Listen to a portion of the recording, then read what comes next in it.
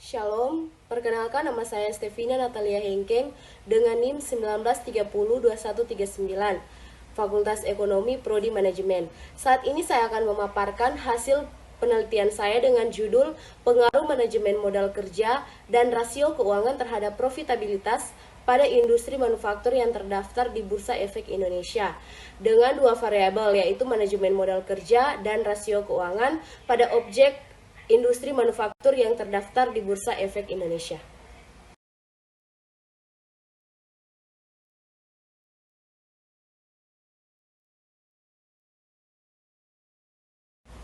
Yang pertama kita masuk pada bab 1, yaitu pendahuluan, yang terdiri dari latar belakang, rumusan masalah, tujuan penelitian, dan manfaat penelitian. Nah, kita masuk pada latar belakang.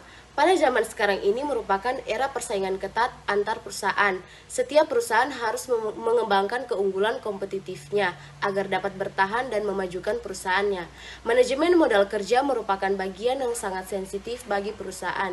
Manajemen modal kerja melibatkan komposisi dan berapa jumlah aktiva lancar yang harus dimiliki perusahaan dan juga bagaimana usaha-usaha perusahaan untuk mendapatkan aktiva lancar ini. Untuk mengukur tingkat likuiditas perusahaan, adapun rumusan masalahnya, apakah penerapan manajemen modal kerja yang terdiri dari indikator periode pengumpulan piutang rata-rata, perputaran persediaan harian, periode pembayaran utang rata-rata, likuiditas, ukuran perusahaan, dan penggunaan utang berpengaruh terhadap profitabilitas pada perusahaan manufaktur di Indonesia? Nah, tujuan penelitian bertujuan untuk memperoleh mengenai pengaruh manajemen modal kerja yang terdiri dari indikator periode pengumpulan piutang rata-rata, perputaran persediaan harian, periode pembayaran utang rata-rata, likuiditas, ukuran perusahaan, dan penggunaan utang terhadap profitabilitas pada perusahaan manufaktur di Indonesia. Ada 3 manfaat penelitian dalam penelitian ini. Yang pertama, bagi perusahaan, hasil penelitian ini diharapkan dapat memberikan manfaat bagi perusahaan dan pemegang saham yang ingin menerapkan manajemen modal kerja terhadap peningkatan profitabilitas perusahaan, khususnya bagi perusahaan-perusahaan di industri manufaktur.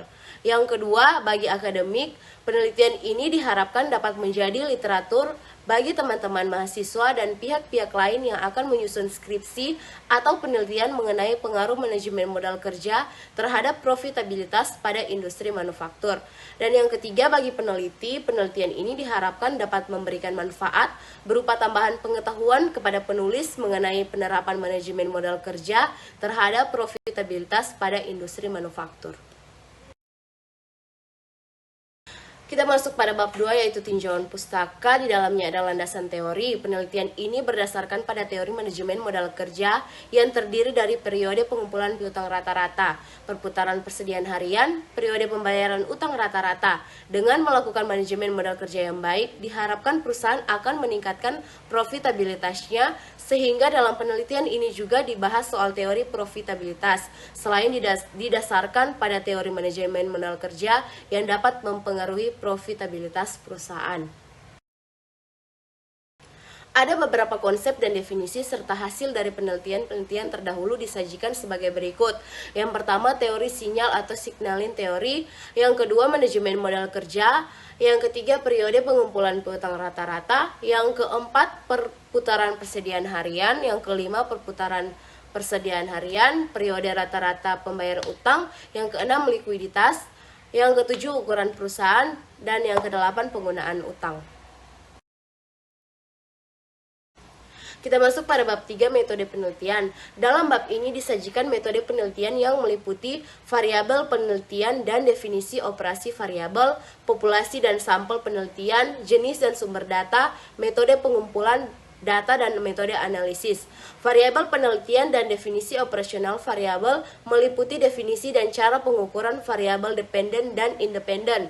Populasi dan sampel penelitian mencakup seluruh perusahaan manufaktur yang terdaftar di Bursa Efek Indonesia periode 2011. Data dikumpulkan dengan menggunakan metode studi dan dokumentasi. Untuk metode analisis, maka akan digunakan metode regresi sebagai alat analisis.